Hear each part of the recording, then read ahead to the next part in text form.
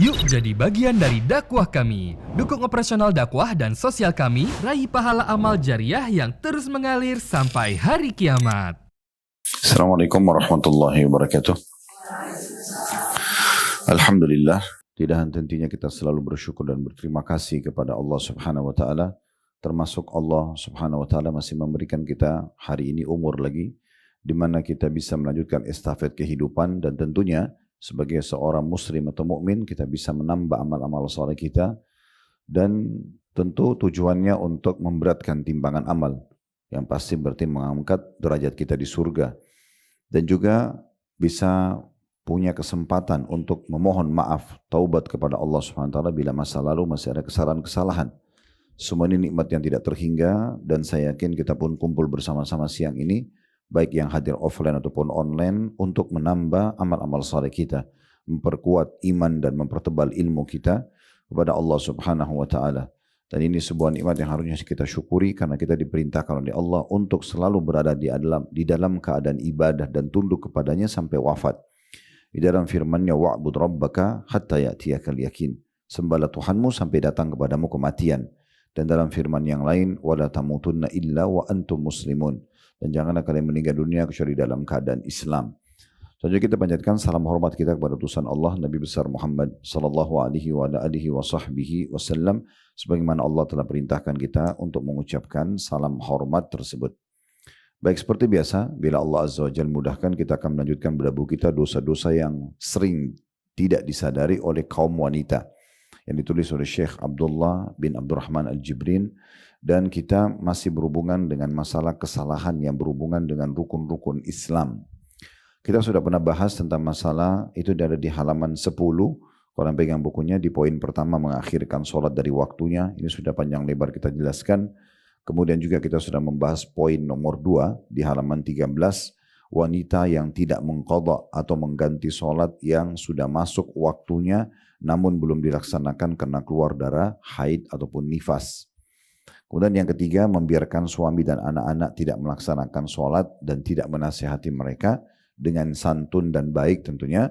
Yang keempat, tidak memperhatikan pengeluaran zakat mal dan perhiasan yang dimiliki. Ini juga sudah kita jelaskan panjang lebar.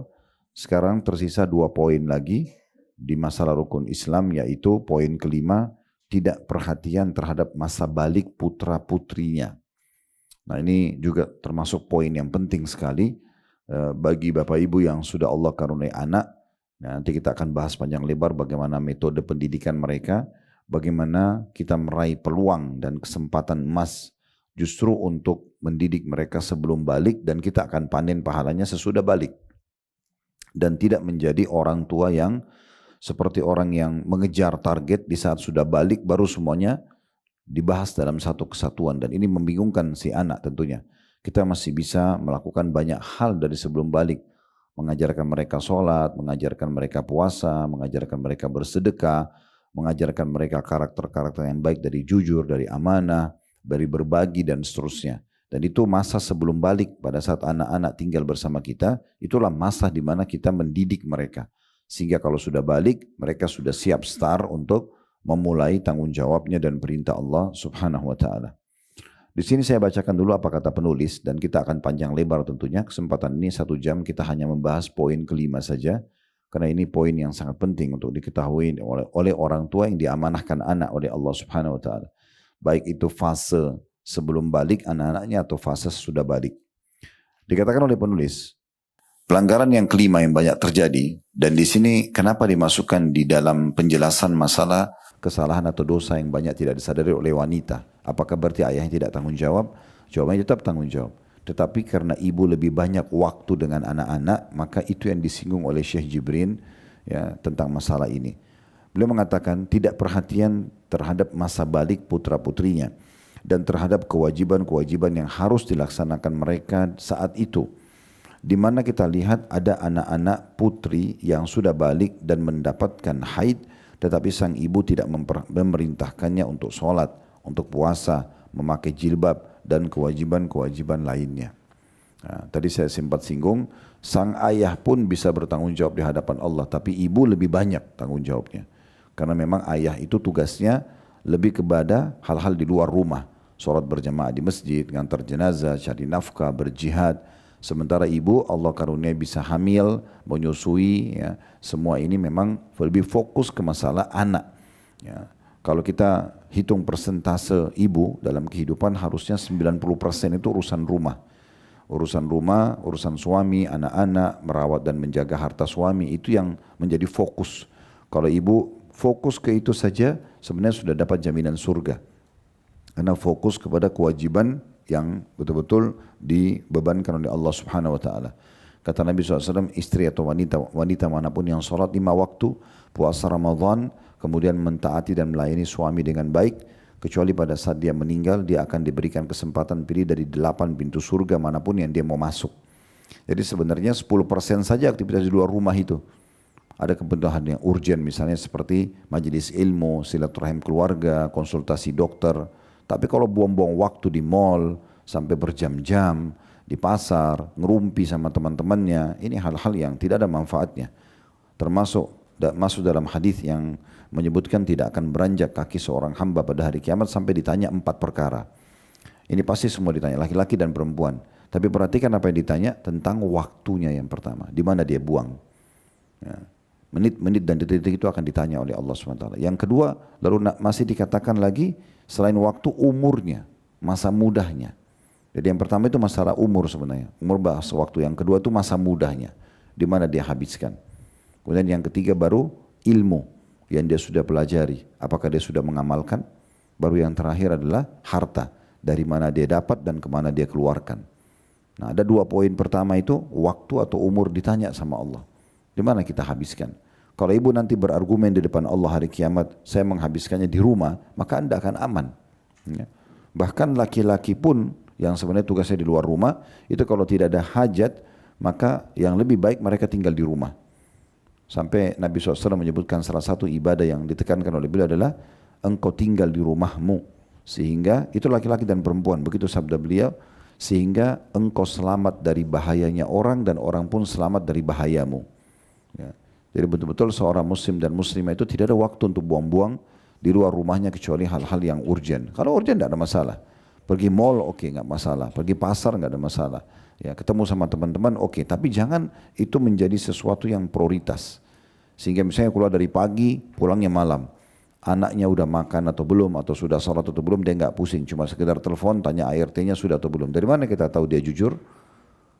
Ya, berapa banyak kasus terjadi di media sekarang karena mereka mau main handphone, mereka mau istirahat, akhirnya anak-anak itu banyak yang dibius, kasih obat tidur dan segala macam. Berapa banyak kekerasan yang terjadi pada anak-anak sehingga jiwa mereka rusak, ya.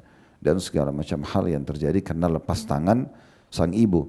Berapa banyak suami, naudzubillah, ini yang terjadi selingkuh dengan pembantunya, ya, karena yang layan dimakannya adalah orang itu, yang layan dipakainya adalah orang itu. Mana istrinya? Sibuk di luar. Ya, mengejar karir-karir dunia yang sama sekali kalau dia tidak lakukan tidak akan ada urusannya sama Allah hari kiamat. Ibu kalau nggak jadi dokter, ibu kalau nggak jadi wanita karir tidak ada masalah, tidak ada dosanya. Ya. Tapi dosa kalau ibu bengkalikan rumahnya, perjengkar rumah itu adalah tanggung jawab ibu. Ya. Ibu bertanggung jawab, Allah akan tanya. Makanya dalam sebuah hadis tentang masalah tanggung jawab, apa kata Nabi SAW? Dan seorang istri adalah bertanggung jawab terhadap harta dan anak suaminya. Harta itu masuk rumah. Perjengkar rumah itu ibu tanggung jawab. Nggak boleh ibu biarkan ada yang rusak, nggak boleh biarkan ibu misalnya ada benda yang hilang. Suaminya tanya mana charger, nggak tahu. Mana ini, nggak tahu. Ya, semua nggak tahu. Ini nggak boleh. Allah akan tanya hari kiamat. Tanggung jawab ibu adalah rumah dan anak-anak. Coba dibaca hadis tentang masalah kalian semua pemimpin, kalian akan diminta pertanggungjawabannya hari kiamat. Dengar hadis itu kan? Nah, seorang pemimpin negara bertanggung jawab terhadap masyarakatnya akan diminta pertanggungjawaban hari kiamat. Seorang suami bertanggung jawab terhadap istri dan anak-anaknya diminta bertanggung jawab hari kiamat. Seorang suami, ya, seorang istri bertanggung jawab terhadap harta atau rumah dan anak-anak suaminya akan diminta bertanggung jawab hari kiamat. Dan seorang budak hamba saya bertanggung jawab terhadap harta majikannya dan akan diminta pertanggungjawaban hari kiamat. Maka kita harus hati-hati sekali. Umur kita sangat terbatas, saudaraku seiman, maka harus digunakan pada hal yang bermanfaat. Makanya kata Nabi SAW dalam hadis yang lain, min husni islamil mar' tarku ma la ya'ni. Termasuk kesempurnaan Islam seseorang meninggalkan apa yang tidak bermanfaat bagi dia. Jadi kalau mau aktivitas pun tanya, ini manfaat nggak buat saya? Ada larangan Allah nggak? Ada perintah Allah nggak? Ada larangan Allah, tinggalkan. Ada perintah Allah, lakukan. Ya, seperti itulah. Ya. Kita tahu atau pernah dengar mungkin ya, bagaimana Maryam alaihissalam ibunya Nabi Isa dimuliakan oleh Allah. Sampai dimuliakan bukan cuma di dunia. Allah jadikan dia sebagai tanda-tanda kebesaran bagi manusia. Tidak ada manusia mungkin kecuali kecil yang tidak tahu kisah Maryam. Terutama dari kalangan muslimin. Dia Allah tiupkan ruh khusus di rahimnya. Seorang nabi belum pernah ada sperma setetes pun tumpah di rahimnya. Ini wanita mulia sekali. Salah satu cirinya adalah tidak pernah keluar rumah kecuali urgent. Jadi Maryam itu selalu di rumahnya, di mihrabnya. Sampai waktu kalau kita baca dalam surah Al-Imran, itu waktu Nabi Zakaria masuk ke kamarnya Maryam dan ada mihrab tempat dia ibadah pada Allah, itu ditemukan banyak sekali makanan dan buah-buahan yang tidak ada di Palestina. Maka dalam surah Al-Imran diceritakan itu. Nabi Zakaria tanya, dari mana hai Maryam ini?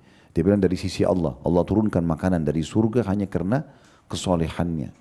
Sekali lagi bukan berarti tidak boleh keluar. Silakan keluar. Ketemu sama teman-teman, ketemu kerabat. Selesaikan hajat ibu-ibu di luar. Tapi jangan ini menjadi hal yang prioritas. Sehingga akhirnya waktu terlalu banyak terbuang-buang pada hal-hal yang seperti ini. Ya. Ada banyak orang seperti itu, hanya rusak rumah tangganya, terbengkalai anaknya, terbengkalai suaminya. Dan semua itu akan ditanya oleh Allah subhanahu wa ta'ala pada hari kiamat. Nah sekarang kita kerucutkan bahasan kita di masalah anak-anak. Dan kita kalau bicara masalah anak ini sangat panjang. Ya. Pendidikan anak sangat banyak. Bahkan ada satu buku khusus saya bedah itu, ratusan lembar. Ada sudah ada di playlist YouTube kami, judulnya Beginilah Mendidik Anak Dalam Islam. Itu panjang sekali. Dari mulai hak-hak anak-anak dari sebelum lahir, ya, ibu terutama harus konsumsi makanan yang halal sehingga bayi itu sudah mengkonsumsi yang halal dari masih di bayi, masih di rahim. Tentu dimulai dari pemilihan sperma yang tepat, artinya dari suami yang halal, kemudian makanan yang halal, kemudian ibu sendiri harus lebih banyak bertakwa kepada Allah selama hamil, banyak dengarin Al-Quran, lebih banyak ibadah.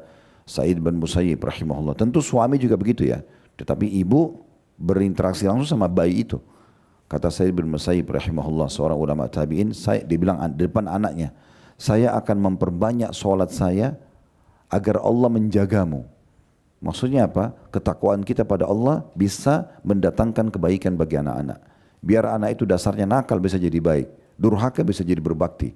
Kalau kita makin tingkatkan kualitas kita dari sisi ibadah. Jadi memang ini harus kita jaga. Kemudian setelah lahir tentunya juga kita menerima keputusan Allah SWT. Mungkin ibu mengalami masa nifas yang cukup lama. Ya.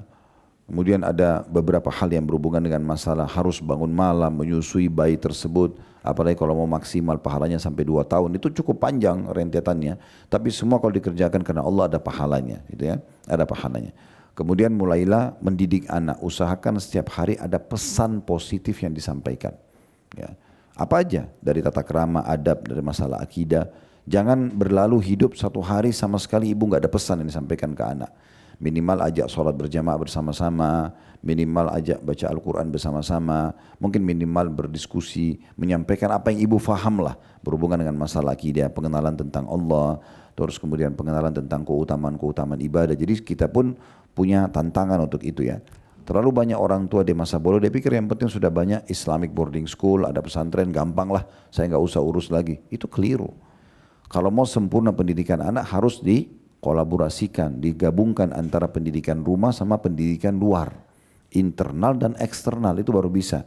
Kenapa semua sekolah punya buku laporan ya, yang harus ditandatangani oleh wali di rumah, ditanyakan dan segala macam. Karena memang itu butuh dari dua sisi pendidikan anak-anak ini. Ya. Nah kemudian juga tahapan yang menarik adalah kalau dalam pendidikan anak, tapi saya tidak panjang lebar bahas ini, cuma gerubal saja ya. Karena waktunya kita akan fokus bahas masalah baliknya. Kalau bapak ibu mau anak-anaknya nanti menjadi anak yang bakti, ya, jangan kasih pilihan apa-apa. Jangan kasih pilihan apa-apa. Mau pilihan makanan kah, pilihan minuman kah, pilihan pakaian kah, jangan dikasih pilihan. Kecuali umurnya sudah 14 tahun ke atas, sudah mulai sedikit cerdas, sudah mulai bisa nangkap baru. Kalau anak 2 tahun, 3 tahun, 5 tahun, 7 tahun ini belum dianggap otaknya sempurna. Jadi tidak usah tanya, nak mau makan apa, nggak perlu. Dia nggak ngerti, dia nggak ngerti nutrisi makanan itu, dia nggak tahu stok makanan kita ada di rumah yang mana. Sekarang kalau tiba-tiba dia ucapin makanan yang ibu nggak punya di rumah bagaimana? Atau ibu mengatakan nak pengen apa? Ini sering saya sampaikan dalam pendidikan anak. Misalnya dia mengatakan ibu saya mau ayam goreng. Terus ibu janji, baik besok ibu buatin ya nak. Misal contoh. Terus anggaplah besok ibu lupa. Ibu lupa buat ayam goreng. Anak itu akan tanya, mana ayam goreng saya ibu? Ibu bilang, oh maaf nak lupa. Apa kira-kira yang kemungkinan keluar dari mulutnya? Bisa dia terima, bisa juga dia mengatakan, ibu ini. Ini kalimat durhaka. Kenapa? Karena kita kasih opsi. Lalu apa Ustaz yang saya lakukan? Ibu masak saja. Ibu masak yang ada, ibu lebih tahu bahan yang ada di rumah, ibu lebih tahu yang mudah buat ibu. Kalau suami beda, ibu tanya, mau makan apa mas? Mau makan apa bang? Boleh. Karena itu hak dia sebagai suami, dia yang berikan ibu nafkah. Tapi kalau anak, siapin aja. Lalu setelah siap nak, ini rezeki hari ini, baca bismillah, tangan kanan syukuri ya. Biasakan begitu. Seterusnya, mau makanan, mau minuman, mau pakaian, ini ibu berikannya pakai. Lalu selesai. Jadi terbiasa dari kecil mengikuti pola kita. Sayangnya pola-pola seperti ini yang sukses itu justru ahli maksiat. Ya. Banyak ahli maksiat, naudzubillah misalnya pelacur. Berhasil dididik anaknya jadi pelacur. Ikut sama dia. Ya. Berhasil jadi pembohong seperti dia. Berhasil menjadi ini seperti dia. Bahkan menjadi aktor-aktor naudzubillah dan ahli maksiat di luar sana. Banyak didikan orang tuanya. Mana wanita yang salihah, mana ibu-ibu yang baik yang bisa mendidik anaknya jadi seperti dia. Saya kadang-kadang menyampaikan di pengajian, saya kagum melihat kalau ada seorang ibu datang ke pengajian, anak gadisnya duduk di sebelah dia persis seperti ibunya. Pakaiannya sama, tertutup dengan rapi, jaga sopan santun, punya rasa malu. Ini sukses mendidik anaknya. Kenapa? Karena memang dia didik seperti yang dia mau. Sama pendidikan, ibu udah usah tanya, nak mau sekolah di mana? Anak TK, anak SD ngapain ditanya? SMP saja, itu masih belum layak ditanya, mau sekolah di mana? Ibu sama ayah pengen kamu sekolah di sini ya nak. Saya bahasakan gitu ke anak-anak saya praktekin, tidak pernah bantah. Mereka karena dari kecil kita sudah bentuk itu. Sudah dibiasakan. Saya begitu bicara sama anak saya laki-laki, nak nanti masuk pesantren ya? Iya. Masuk pesantren. Gak ada bantahan tuh. Malah apa pesantren yang saya sebutin? Iya. Kenapa dari kecil saya tidak biasakan ada pilihan buat dia?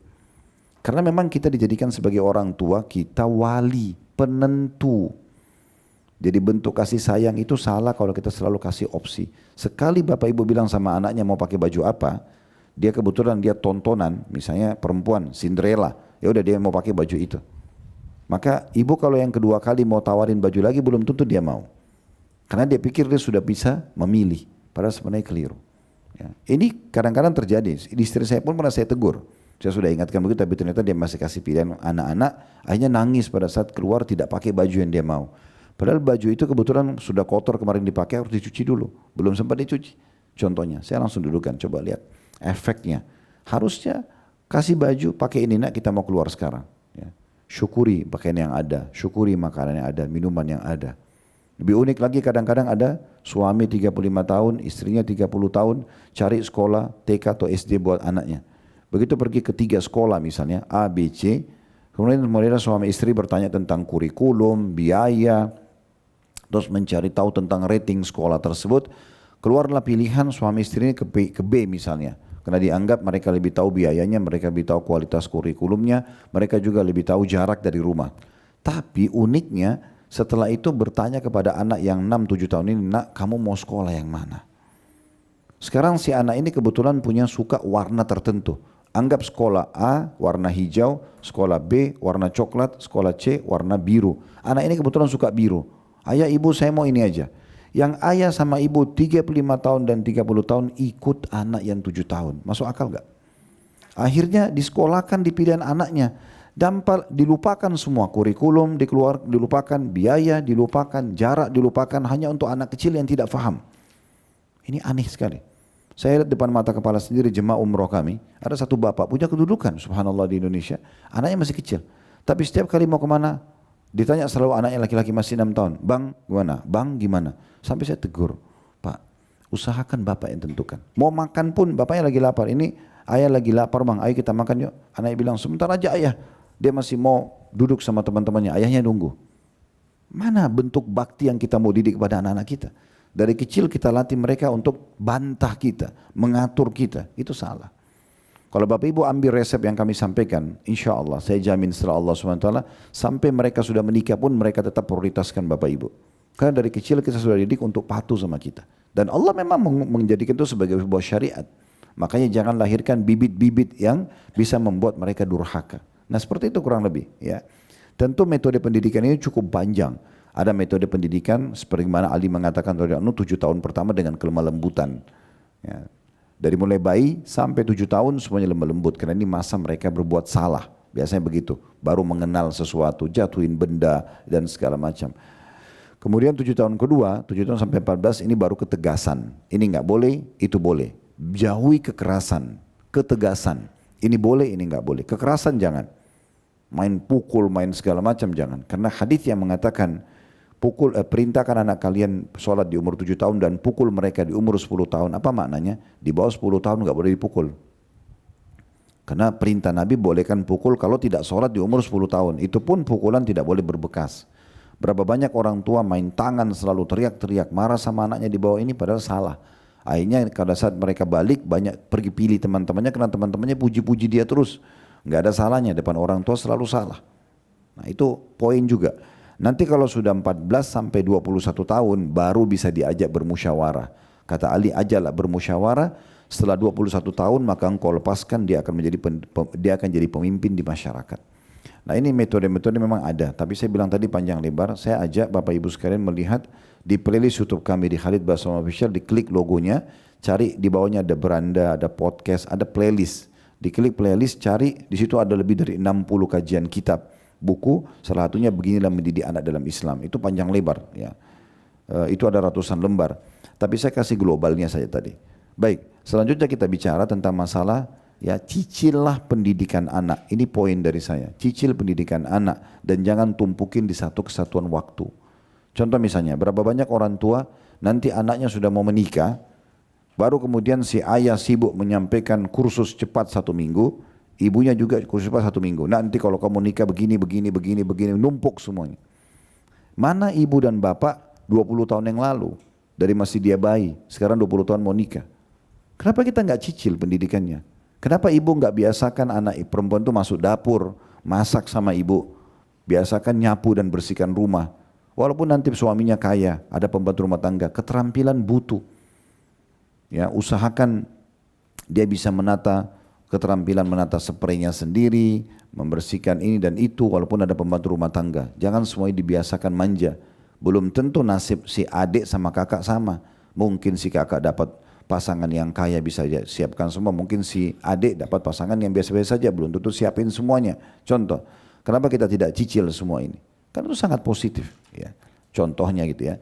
Sama dengan masalah sholat, masalah puasa. Ya. Jadi mulai sekarang juga persepsi mengajak anak-anak puasa setengah hari itu tidak boleh ya. Harus dihilangkan. Ya. Puasa sehari. Kalau dia tidak mampu, tidak apa-apa dia buka puasa. Tapi bilang, nak puasamu batal. Jelaskan hukumnya. Jangan ini turun-temurun. Di Indonesia ini turun-temurun kita. Puasa setengah hari itu kayak familiar sekali. Gitu kan? Hampir semua orang. Padahal sebenarnya ingat riwayat yang pernah kita sampaikan ada sahabiat Nabi berkata, kami di masa bulan puasa, di masa Nabi SAW, kalau anak-anak kami Ramadan, kami didik mereka untuk berpuasa. Dan kalau mereka sudah merengek minta makanan dan minuman, maka kami sibukkan mereka dengan mainan sampai azan maghrib. Sampai azan maghrib. Ajarin puasa. Ajarin makan sahur. Gitu kan? Bangun makan sahur mereka cukup dan kita bilang kita tahan karena Allah ya nak. Kasih pendidikan itu. Jadi jangan terus-menerus ke dalam kekeliruan ini. Ya. Sama dengan jilbab. Di sini disebutkan memakai jilbab. Kesian, panas, masih kecil. Emang kalau masih kecil kenapa kalau pakai jilbab? Lucu juga kok gitu kan. Daripada hanya sekedar diberikan topi-topian, kenapa nggak pakai jilbab? Gitu kan. Ini penting untuk itu. Saya sampai sengaja saya pergi ke satu mall itu hari di PGC karena dekat saya beli. Saya sendiri pergi beli jilbab kecil, saya kasih istri saya ini pakai anak-anak. Dipakai lucu kan, nggak ada masalah gitu kan. Kadang-kadang nanti aja anak-anak ini kalau pakai jilbab kalau sudah balik, oh nggak bisa. Saya bilang. Tidak ada negosiasi dalam masalah ini. Pakai dari kecil. Sehingga anak-anak itu terbiasa. Sampai anak saya pernah, ini pengalaman saya. Subhanallah karena saya sepakat sama istri lakukan itu dan akhirnya berjalan. Waktu itu saya pulang pengajian, parkir mobil. Kemudian saya naik motor mau pengen ajak anak-anak pergi belanja di minimarket dekat rumah. Setelah si kakak naik di motor, adiknya belum keluar. Gitu. Saya waktu itu umurnya masih 4 tahunan, 4 atau 5 tahun itu ya, sekitar begitulah. Akhirnya saya panggil ya, namanya, saya tidak sebutin nama sekarang, tapi saya panggil namanya. Anak itu belum keluar. Saya bilang sama kakaknya, tunggu sebentar ya. Coba Abati lihat, saya dipanggil Abati, maksudnya Abati itu ayahku sayang. Abati lihat dulu. Saya turun, ternyata anak itu duduk dekat pintu, terus dia kayak duduk ngecilin badannya begitu, kayak orang yang merasa khawatir. Saya bilang, kenapa nak? Dia bilang, Umi belum kasih jilbab.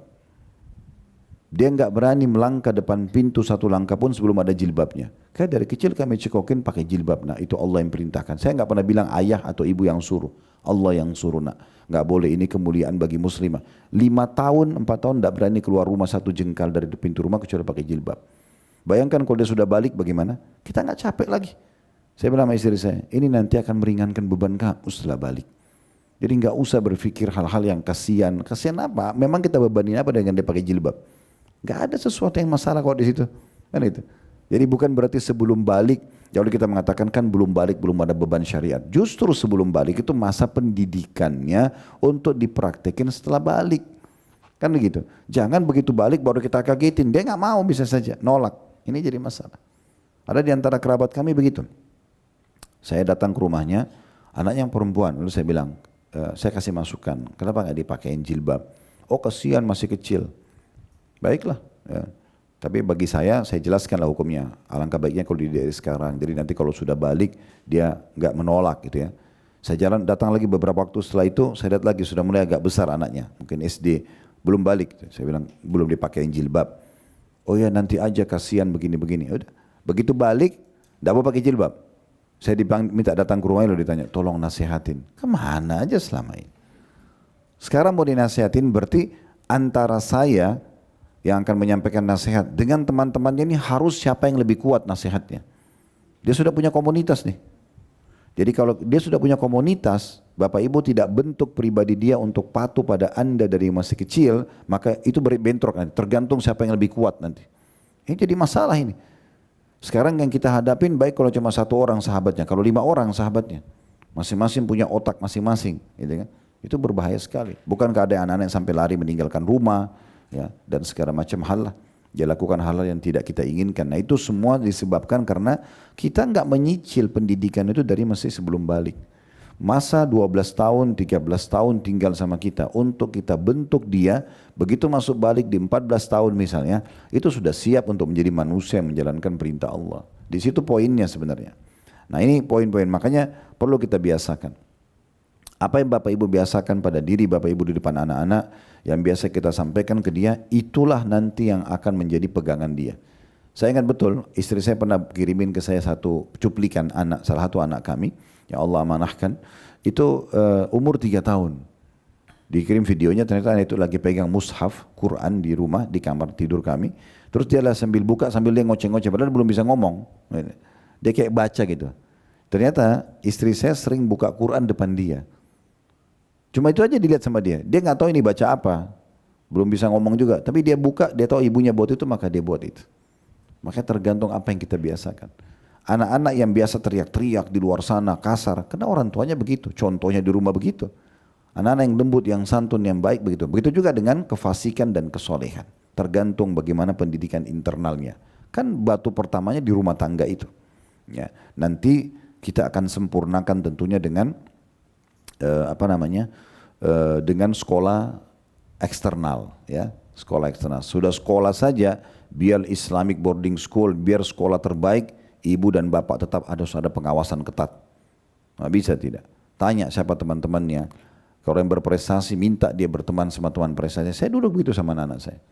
Cari siapa nak di kelas kamu. Kadang-kadang saya tanya siapa nama teman-temannya. Padahal sebenarnya saya tidak butuh hafal semuanya. Tapi saya mau muncul dalam jiwanya dia merasa saya peduli. Kalau ayah saya mau tahu ya teman-teman saya, disebutin sama dia fulan semua. Baik laki-laki ataupun perempuan. Maksudnya anak laki-laki saya tanya teman-teman kelasnya, karena alhamdulillah mereka kami masukkan di sekolah yang sudah sunnah, laki-laki perempuan dipisahin. Tanya anak laki-laki namanya siapa, anak perempuan namanya siapa. Lalu saya bilang siapa yang paling pintar?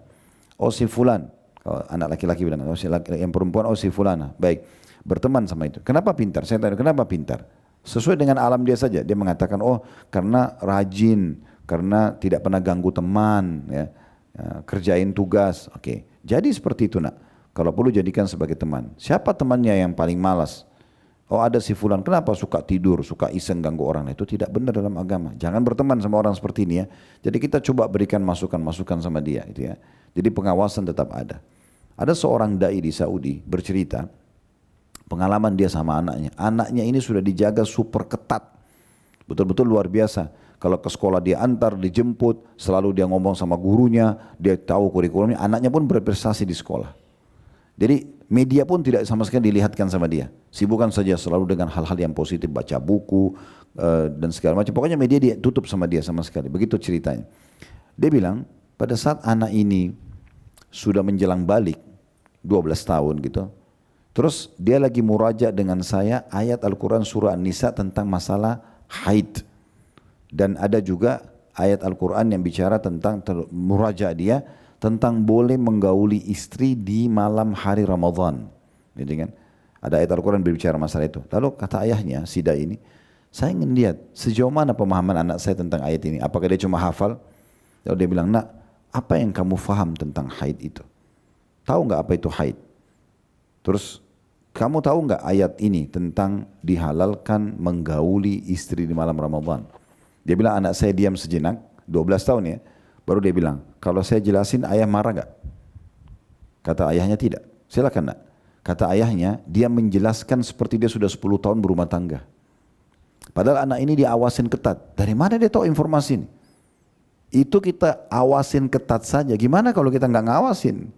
Gimana kalau kita bengkalikan? Karena 5 menit saja Bapak Ibu bengkalikan anak itu, tidak ditemani main, tidak dikasih masukan, dia akan menerima informasi yang lain. Pasti. Kan gitu. Saya bapak lagi istirahat tidur aja, anak itu lagi tidak tidur. Kira-kira dia cari aktivitas apa? Dia kan cari aktivitas. Pasti. Berarti ada jeda waktu di mana bisa saja terisi hal-hal yang tidak baik. Bagaimana kalau Anda kasih handphone dia tonton apa yang dia mau, nonton di TV apa yang dia mau, berapa banyak informasi negatif yang bisa tertransfer ke diri dia. Itu semua Allah akan tanya hari kiamat. Ya. Makanya harus hati-hati sekali dalam pendidikan anak ini. Kita harus menjadikan anak-anak sebagai aset amal jariah kita. Kalau mau kita meninggal, mereka doakan, mereka ziarah kubur kita, mereka selalu bersedekah mungkin buat kita. Itu memang kita harus bentuk dari awal. Pembentukan yang paling sukses sebelum balik. Itu nanti jadi tolok ukur mereka ke depan. Kalau semua mau dirapel, mau dijadikan satu waktu pada saat sudah balik, ini repot ini. Ya. Bisa, tapi butuh ekstra. Ya. Seperti ibaratnya kalau pegawai baru masuk kita sudah taruh SOP perusahaan harus begini, harus begini, harus begini. Kalau tidak begini sudah jelas. Mereka tinggal jalanin SOP itu saja. Kalau kita bilang udahlah kamu kerja aja, saya harus kerjakan apa? Terserah, bebas, gitu kan? Maka kacau semuanya nanti. Ya. Nah, ini poin-poin yang harus kita fahami baik-baik. Baik, kita akan coba bahas masalah sebelum balik ini. Pertanyaannya, apakah anak-anak sebelum balik memang mereka belum ada beban syariat itu ya. Tapi apakah kalau mereka mengerjakan ibadah-ibadah itu, mereka dapat pahalanya? Maka jawabannya disepakati oleh jumhur ulama iya. Tetapi semua amal-amal wajib itu, seperti sholat, seperti puasa, seperti haji, hanya akan dihitung sebagai amal sunnah bagi mereka.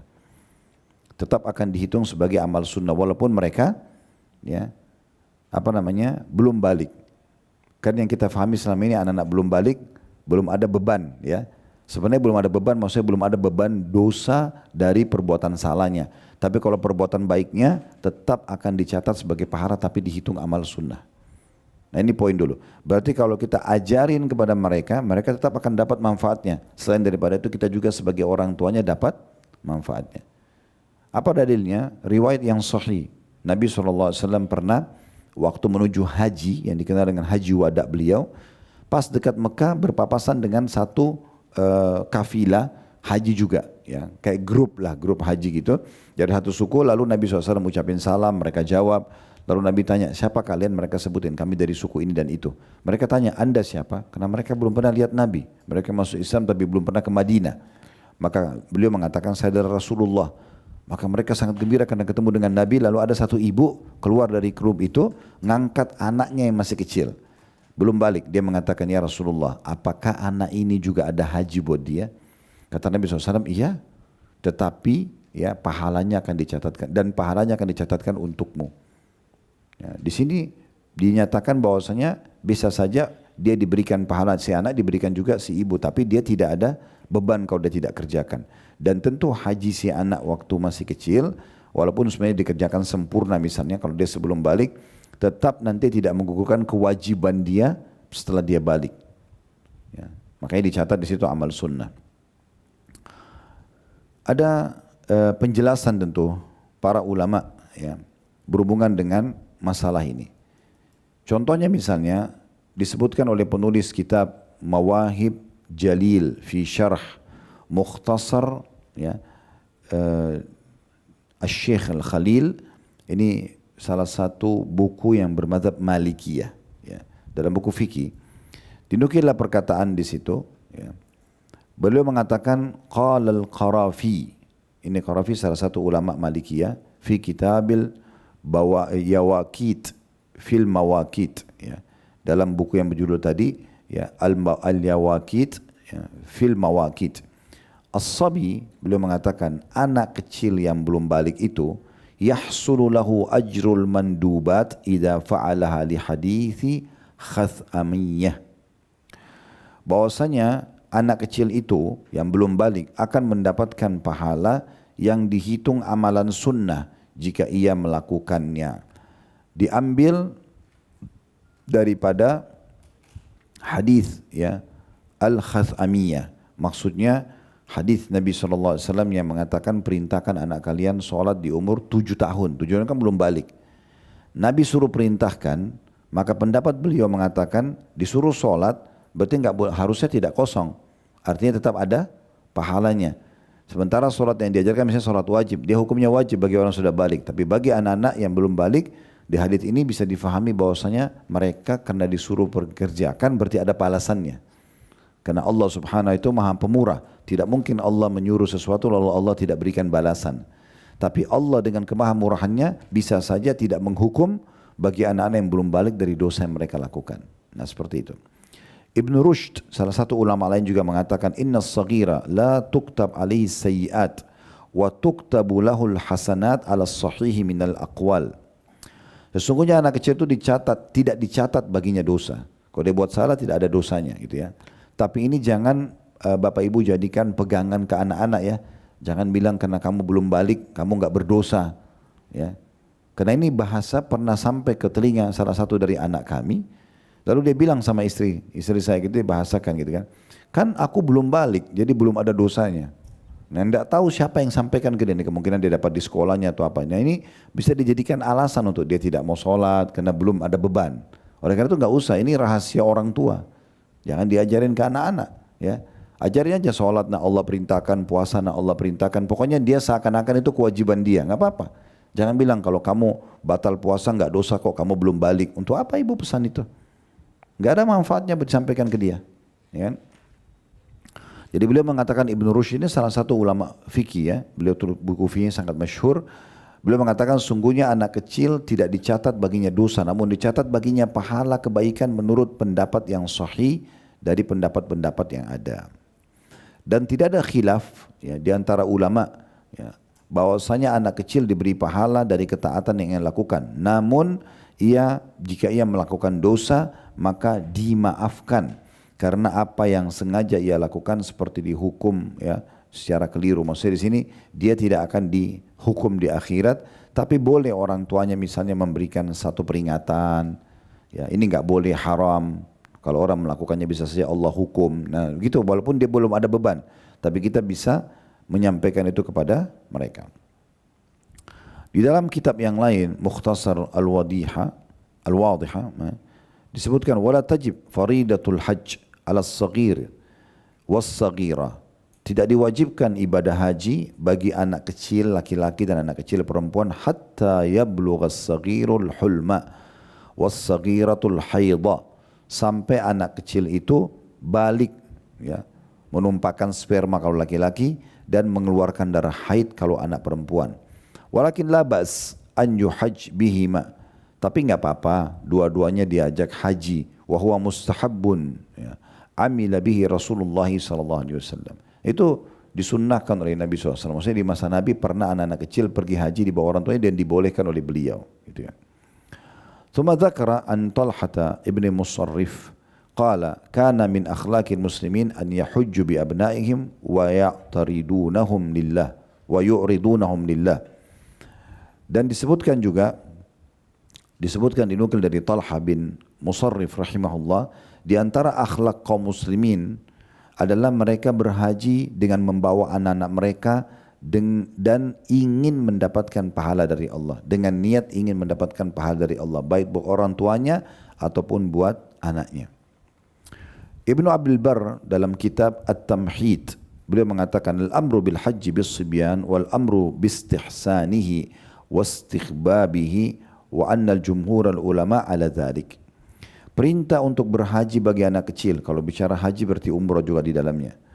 Perintah untuk haji bagi anak kecil adalah perintah kebaikan dan sunnah. Artinya bagus kalau diajak. Makanya banyak jemaah tanya, Ustaz, anak kecil saya boleh saya bawa enggak? Kenapa enggak? Selama sehat bawa. Kekhawatiran tentang masalah nanti di sana cuaca segala macam, itu umum.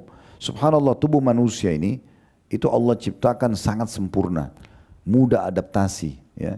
Mudah adaptasi. Kalau kita bawa ke satu lokasi, kita pun sama. Dari anak kecil juga sama. Adaptasi dengan cuaca. Tinggal kita ikhtiar secara manusia. Misalnya kalau musim dingin pakai pakaian dingin, musim panas kita pakai pakaian yang lebih tipis dan musimnya lebih cocok dengan cuaca. Itu sudah cukup. Makanya beliau mengatakan perintah untuk berhaji bagi anak kecil adalah perintah kebaikan dan sunnah. Wa anna jumhuran ulama ala dhalik. Dan mayoritas para ulama menghukumi amalan terhadap itu atau hukum seperti ini adalah sunnah.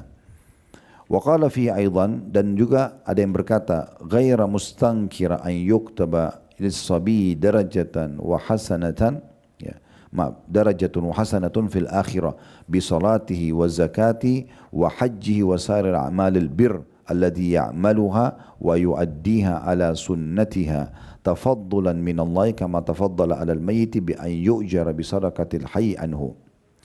Jadi saya ulangi lagi kata beliau, perintah untuk berhaji bagi anak kecil masuk dalamnya umrah adalah perintah kebaikan dan termasuk sunnah Nabi SAW. Mayoritas para ulama menghukumi amalan tersebut sunnah. Maksudnya menjadi sunnah bagi si anak bayi ini. Ya, kalau dia meninggal pun nanti dia dapat derajat di surga. Nanti kita bahas habis ini. Kira-kira kalau anak bayi meninggal masuk surga enggak? Gitu kan? Kalau belum balik. Dan bagaimana hukumnya anak-anak orang kafir? Nanti akan kita jelaskan setelah ini insyaAllah. Yang jelas perintah untuk haji adalah sunnah, intinya begitu. Dan juga dikatakan bahwa tidak diingkari jika anak kecil tersebut dicatat kebaikannya di akhirat karena sholat, karena zakat, maksudnya apa yang pernah dikerjakan tetap dicatatkan pahala buat dia yang menambah nanti derajatnya. Jadi beda antara anak-anak kecil yang belum balik, yang tidak pernah sama sekali orang tuanya ajak sholat dengan yang pernah sholat. Nanti beda. Di surga pun ada derajat perbedaan antara anak yang pernah sholat sebelum balik dan belum pernah sholat. Itu beda. Tapi tetap itu dihitung amalan sunnah buat dia. Sehingga tidak ada beban hukuman. Nah seperti itulah. Dan dikatakan di sini, saya ulang kembali. Dan tidak diingkari jika anak tersebut dicatat kebaikan untuknya di akhirat dari sholat, dari zakat, dari haji dan amalan kebaikan lainnya yang ia lakukan semasa kecil. Amalan yang ia lakukan tersebut dianggap amalan sunnah sebagai karunia dari Allah, sebagaimana orang yang meninggal atau mayyit diberikan pahala karena sedekah yang diniatkan oleh orang hidup untuknya. Mirip dengan itu secara hukum. Nah ini kurang lebih gambaran tentang masalah itu. Kita masuk dulu ke substansial bahasan sederhana tentang masalah tanda-tanda balik.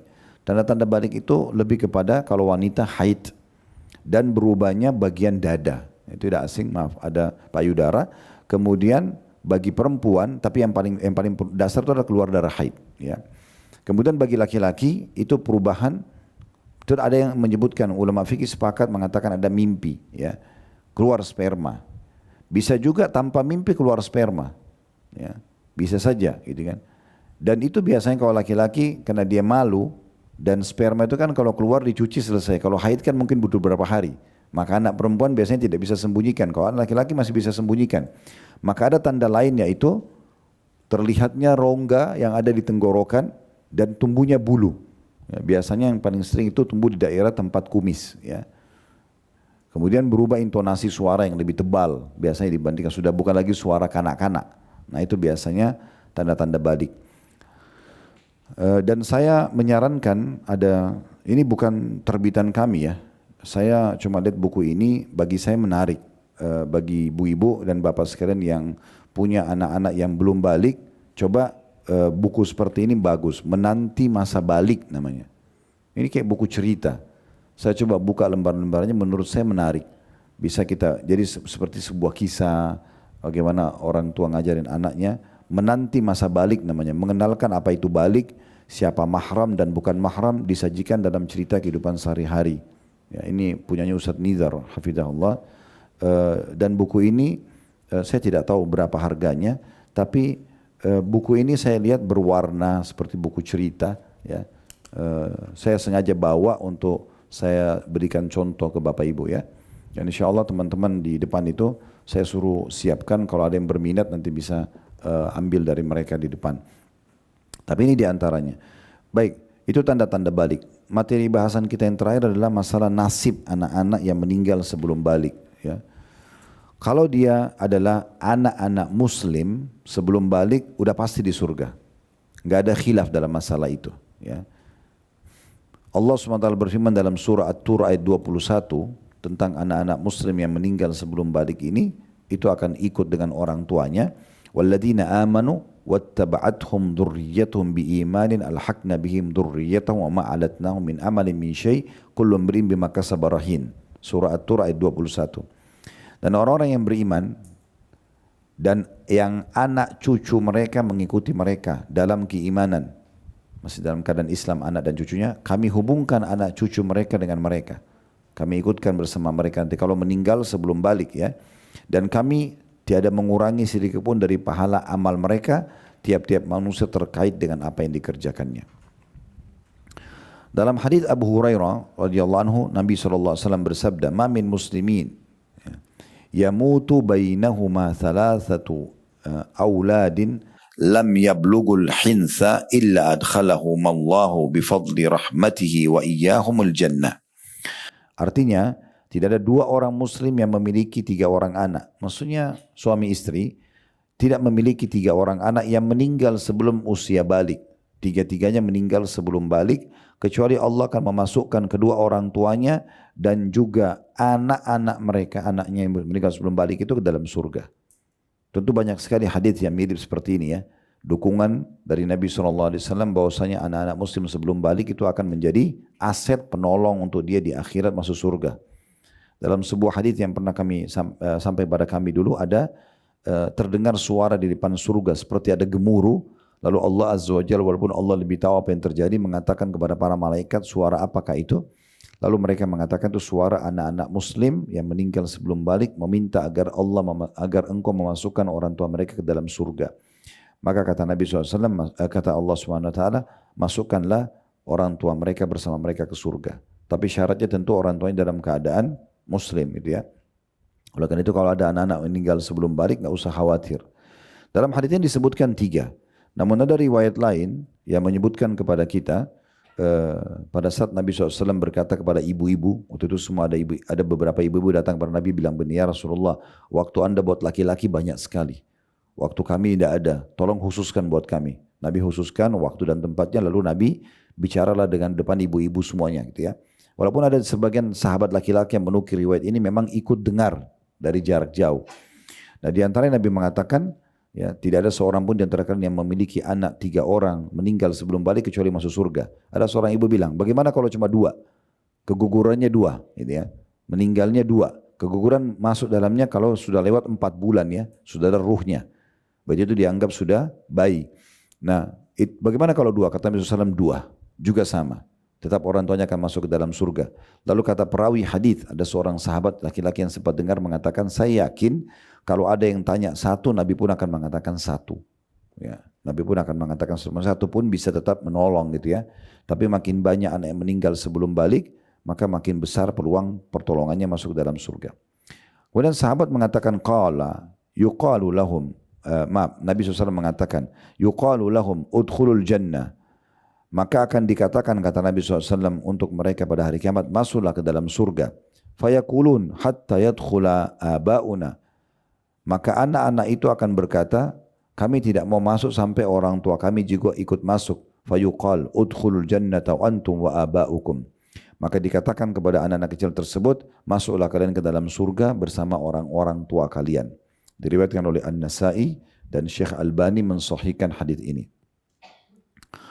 Kemudian juga dinukil perkataan Qadi Abu Ya'la Al-Farra Al-Hambali. Beliau menukil dari perkataan Imam Ahmad rahimahullah, la yakhtalifu fihim annahum min ahlil jannah. Tidak ada perbedaan pendapat bahwasanya semua anak muslim yang meninggal sebelum balik pasti masuk surga. Jadi kalau kita mau lihat ahli surga itu anak-anak kita yang belum balik. Kita pun sebenarnya sempat menjadi ahli surga waktu kita sebelum balik, gitu kan. Ya, mirip seperti kasus Nabi Adam alaihissalam waktu pertama diciptakan masuk surga. Tapi Nabi Adam melanggar, diturunkan di bumi, lalu datang ujian-ujian. Nah kita kalau sudah balik begitu, datanglah ujian-ujian. Yang bisa bersabar, yang tetap komitmen dengan taat kepada Allah, kembali ke surga. Yang membangkang setelah balik, masuk neraka. Walaupun tadinya dia sebelum balik sebenarnya ada tiket ke surganya. Tapi tergantung nanti sesudah balik bagaimana kondisi dan keadaan mereka. Imam Ahmad mengatakan tidak ada perbedaan pendapat tentang bahwasanya anak-anak muslim meninggal masuk surga. Wa hadha huwal masyhur bainan nas aw ammatin nas, dan ini yang dikenal di khalayak banyak manusia. Wa huwa alladhi naqta'u bihi insyaallah azza wajal. Dan Imam Ahmad mengatakan dan inilah yang kami yakini insyaallah. Imam Ahmad juga mengatakan siapa yang meragukan bahwa anak-anak muslim berada di surga? Tanda kutip, tanda tanya ya. Lalu beliau menjawab mengatakan tidak ada perbedaan pendapat dalam hal ini. Harusnya semua faham kalau anak-anak muslim meninggal sebelum balik masuk surga. Imam Nawawi rahimahullah, kalau Imam Ahmad tadi mewakili tentunya mazhab Hambali, Imam Nawawi mewakili mazhab Syafi'i, mengatakan ajma'a man yu'tad bihi min ulama'il muslimin ala anna man mata min atfalil muslimin fahuwa min ahli jannah li'annahu laysa mukallafa. Telah disepakati ya, yang bisa dipegangi pendapat ulama-ulama yang bisa dipegangi pendapatnya di kalangan muslimin, mereka sepakat bahwasanya siapapun yang meninggal dari anak-anak muslim sebelum balik maka pasti jadi ahli surga karena belum ada beban untuknya. Imam Qurtubi berkata juga rahimahullah bahwasanya mayoritas ulama berpendapat bahwa mereka di surga, bahkan sebagian ulama menolak adanya perbedaan pendapat dalam hal ini. Beliau nukil dalam kitab At-Tazkirah, beliau bicara tentang masalah kematian sampai surga dan neraka. Sekarang kita masuk ke bagaimana nasibnya anak-anak non-muslim. Ayahnya kafir, selain muslim. Anak-anaknya meninggal belum balik. Bagaimana keadaan anak-anak ini? Apakah mereka di surga ikut dengan anak-anak muslimin? Atau mereka di neraka? Ini banyak pendapat ulama. Pendapat yang pertama mengatakan mereka masuk surga. Walaupun orang tuanya kafir. Masuk surga. Dan pendapat ini dipegang oleh Ibnu Abdul Bar dalam kitab At-Tamhid. Ya. Dan ini dikatakan oleh sebagian ulama juga dalilnya adalah hadis tentang riwayat Bukhari ya, tentang Nabi SAW waktu Isra Mi'raj ya, melihat ra'a ma Ibrahim alaihissalam auladul muslimin wa auladul musyrikin. Jadi waktu Nabi SAW Mi'raj ke langit kan, di langit ketujuh itu beliau ketemu sama Nabi Ibrahim dan beliau melihat di situ di sebelahnya banyak anak-anak yang masih bayi, belum masih kecil, belum balik maksudnya. Ada yang masih bayi, ada yang sudah mulai beranjak anak-anak sedikit besar. Pokoknya intinya sampai sebelum balik. Berarti kalau kita dari 4 bulan rahim bayi ditiupkan ruh oleh Allah, 4 bulan di rahim ibu sampai sebelum balik. Mungkin umurnya 12, 14 tahun. 14 biasanya sudah umum balik ya. Itu semuanya terkumpul di dekat Nabi Ibrahim dan Nabi SAW mengatakan di situ ada anak-anak muslim dan anak-anak musyrik. Ya. Jadi maksudnya dari dalil ini pendapat Ibnu Abdul Bar mengatakan berarti menandakan anak-anak musyrik pun masuk surga bersama anak-anak muslimin. Kemudian selanjutnya juga ada hadis ya, dinukil dari hadis atau sebuah hadis Hasna ya, binti Muawiyah radhiyallahu anha, beliau mengatakan ya Rasulullah, man fil jannah, wahai Nabi Allah ya, siapa saja di surga itu? Qala an-nabiyyu, maka Nabi SAW mengatakan fil jannati ya, maka di surga itu adalah asyahid. Beliau mengatakan, Nabi SAW mengatakan, qala an-nabiyyu fil jannah. Semua nabi-nabi pasti masuk surga. Wasyahid fil jannah, orang yang mati syahid masuk surga. Wal mauludu fil jannah, dan anak juga yang meninggal sebelum balik di surga. Wal waidu fil jannah, dan anak-anak yang dibunuh secara zalim juga di surga. Nah, hadits ini disebutkan oleh Imam Ahmad. Ini pendapat yang pertama. Pendapat yang kedua mengatakan mereka di neraka bersama dengan orang tuanya. Di neraka bersama dengan orang tuanya. Ya, ini dinukil oleh Qadhi Abu Ya'la. Ya. Namun perkataan ini tentu dibantah oleh Syekh Albani. Ya. Beliau mengatakan bahwasanya anak-anak musyrik akan ikut bersama dengan orang tuanya masuk ke dalam neraka. Nah seperti itulah. Istidlalnya, dalilnya adalah menyebutkan tentang masalah hadis Salama bin Qais al-Ashja'i, bahwa ia bertanya kepada Nabi SAW tentang ibunya meninggal di zaman jahiliyah, dan juga tentang saudara perempuannya yang dikubur hidup-hidup di masa Nabi SAW. Sang ibu yang mengubur dan anak yang dikubur hidup-hidup berada di neraka, kecuali jika sang ibu sempat masuk Islam. Hadis ini dinilai hasan oleh Ibnu Katsir. Ya. Berarti ada dalil di sini Nabi SAW mengatakan ibu yang meninggal dalam keadaan kafir itu anaknya yang di dalam perutnya, ya, yang ikut mati karena dia lagi hamil itu juga ikut sama ibunya. Ya. Nah seperti itu penjelasannya. Tapi pendapat ini umumnya dibantah oleh ulama. Pendapat ini umumnya dibantah oleh para ulama. Ada pendapat yang ketiga, mereka berhenti. Mereka tidak ikut-ikutan. Mereka tidak bilang di surga atau di neraka. Mereka kembalikan perkara ini kepada Allah subhanahu wa ta'ala. Dalil mereka adalah hadis riwayat Bukhari Muslim. Dari hadis Ibnu Abbas radhiyallahu anhuma, su'ila Rasulullah SAW an awladil musyrikin. Ditanya kepada Nabi SAW tentang keadaan anak-anak orang musyrik yang meninggal sebelum balik. Faqala Allahu a'lam bima kanu amilin. Maka Nabi SAW mengatakan Allah lebih tahu ya apa yang akan mereka lakukan seandainya mereka hidup. Ya. Ini pendapat yang ketiga, mengatakan bahwasanya oh tidak tahu ya. Mereka bagaimana kondisinya tidak tahu, tergantung nanti. Karena kan Nabi SAW menggantungkan masalah, mengatakan Allah lebih tahu kalau mereka nanti lahir, kalau mereka balik mereka akan buat apa. Nabi SAW menggambarkan ya saya tidak punya jawaban masalah ini. Kurang lebih seperti itu hadisnya. Pendapat keempat, ada yang mengatakan sebagian ulama bilang mereka akan dijadikan pelayan-pelayan di surga. Namun ini pendapat yang paling lemah ya. Dan pendapat yang paling kuat Allahu a'lam yang kelima. Pendapat ini mengatakan mereka akan diuji. Nanti akan diuji pada hari kiamat. Riwayatnya adalah hadis Anas radhiyallahu anhu. Nanti siapa yang patuh sama Allah berarti dia akan masuk surga, itu ya. Yang tidak patuh maka akan masuk neraka. Dikatakan dalam sebuah hadis, yu'ta bi arba'atin yaumal qiyamah, akan bi arba'ati yaumal qiyamah, akan didatangkan nanti 4 golongan pada hari kiamat. Bil mauludi wal ma'tuh, ya. Didatangkan hari kiamat anak kecil, orang gila, ya. Kemudian waman mata fil fatra, siapa yang meninggal di masa transisi dua nabi, jauhnya jaraknya, sehingga nabi pertama sama nabi kedua terlalu jauh ya jaraknya. Wasyekh al-fani, dan orang tua yang sudah sangat tua renta, udah pikun, tidak tahu apa-apa. Ya. Ini bagaimana kondisi mereka? Kata Nabi SAW didatangkan pada hari kiamat 4 golongan ini. Jadi didatangkan anak bayi yang meninggal atau anak belum meninggal sebelum balik, kemudian orang gila, kemudian orang yang mati di fatra. Fatra itu tadi antara jarak Nabi sama Nabi. Penduduk Mekah itu diistilahkan dengan ahli fatra karena Nabi Ibrahim dan Ismail itu terlalu jauh jaraknya dengan Nabi Muhammad.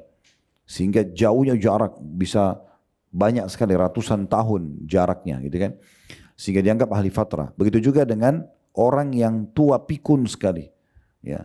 Sehingga dia sudah tidak tahu lagi buat apa. Misal contoh ada orang sudah pikun dari umur 60 tahun, 70 tahun misalnya. Terus dia masih hidup sampai 120 tahun.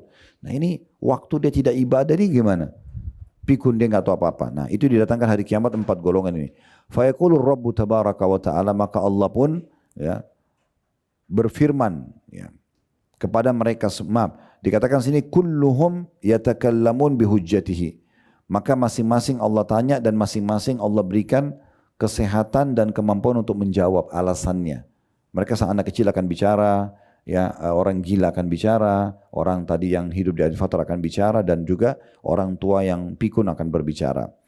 Fayaqulu Rabb tabaraka wa ta'ala li'unuki minan nar. Maka Allah pun berfirman kepada neraka. Kalau terima terlihatnya nanti ada leher dari neraka, ya. Abruz atau obruz, ya. Tampakkan dirimu. Wa yaqulu lahum inni kuntu ab'atsu ila ibadi rusulan min anfusihim. Dulu kata Allah SWT kepada neraka itu, saya pernah utus masa di Mekah, masa di dunia, nabi-nabi yang menyampaikan, ya, perintah dari aku, gitu ya. Lalu kemudian Allah mengatakan wa inni rasulu nafsi ilaikum, ya.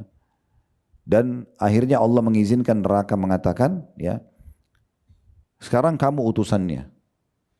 Dites sekarang. 4 golongan ini akan dites oleh Allah Subhanahu wa taala, ya. Maka Allah, ya, mengutus seorang utusan yang berkata, datanglah satu malaikat yang mengatakan pada saat itu, man kutiba alaihi syaqa, ya. Maaf, dikatakan begini, udkhulu hadhihi ay an-nar. Keempat golongan ini, anak yang belum balik, kemudian tadi orang gila, orang yang hidup di fatrah, ya, jarak jauh antara nabi sama nabi. Jadi kemudian yang keempat itu tadi orang pikun, didatangkan hari kiamat. Lalu didatangkan neraka dan diperintahkan mereka untuk masuk ke dalam neraka. Allah perintahkan mereka masuk dalam neraka. Qala fayaqulu man kutiba alaihi syaqa ya rabbi anna nadkhuluha wa minha kunna nafir. Qala wa man kutiba alaihi sa'ada yamdi fayaktahimu fihi musri'an. Maka terjadilah 2 golongan nanti di situ. Baik itu anak kecil yang meninggal sebelum balik, baik orang gila, baik orang hidup fatrah atau orang tua pikun, nanti akan jadi 2 golongan di situ, terpecah jadi 2 golongan. 4 golongan ini jadi 2 golongan nanti. Yang satu tidak pakai pertimbangan langsung terjunkan dirinya ke neraka. Yang satu lagi golongan ini mereka mengatakan, bagaimana kami bisa melemparkan diri kami ke neraka sementara kami sebenarnya mau lari dari neraka tersebut. Nah, ini ujiannya. Maka pada saat itu Allah pun mengatakan, waman kutiba, dikatakan qala fayaqulullahu ta'ala, maka Allah yang maha mulia atau maha tinggi berkata, antum dirusuli ashaddu takdziban wa ma'siyah fayadkhulu haula'i jannah wa haula'in nar. Maka Allah pun berfirman kepada orang-orang di situ, aku lebih mengetahui, ya, siapa yang taat kepadaku dan siapa yang durhaka kepadaku. Jadi maksudnya orang yang tadi melemparkan dirinya ke neraka, dia enggak lihat lagi nerakanya, dia taunya perintah Allah. Karena mereka lemparkan dirinya ke neraka, maka dianggap mereka kalau hidup di dunia mereka akan beriman, maka disuruh masuk ke dalam surga. Tapi orang-orang yang membangkang mengatakan, kami untuk apa kami masuk ke neraka sementara kami mau lolos. Berarti orang ini sebenarnya kalaupun hidup nanti, kalau anak kecil itu balik, orang gila ini dinormalkan akalnya, orang yang ahli fatrah itu jarak antara nabi sama nabi, diutus nabi pun lagi di situ, atau orang yang tua sudah pikun, ini kalaupun dikasih kesempatan semuanya normal, sehat keadaannya, mereka juga tidak akan beriman, mereka akan membangkang. Maka ini bentuk ujiannya. Dalam riwayat lain disebutkan bahwasanya yang melemparkan dirinya ke dalam neraka karena patuh pada Allah, neraka tidak sedikit pun melahap mereka. Allah amankan mereka, gitu kan? Dan ini Allahu a'lam, kata Ibnu Qayyim, pendapat yang paling kuat karena menyatukan semuanya. Pendapat yang mengatakan anak-anak musyrik itu akan diuji oleh Allah tidak bentrok dengan pendapat pertama yang mengatakan mereka masuk surga. Maksudnya yang patuh akan masuk surga. Tidak bentrok juga dengan pendapat yang mengatakan dia masuk neraka karena memang yang membangkang akan masuk neraka. Maka pendapat ini Allahu a'lam pendapat yang paling tepat. Ya, pendapat yang paling tepat kalau mereka akan diuji. Ya, itu akan diuji. Allahu a'lam. Baik, ini bahasannya.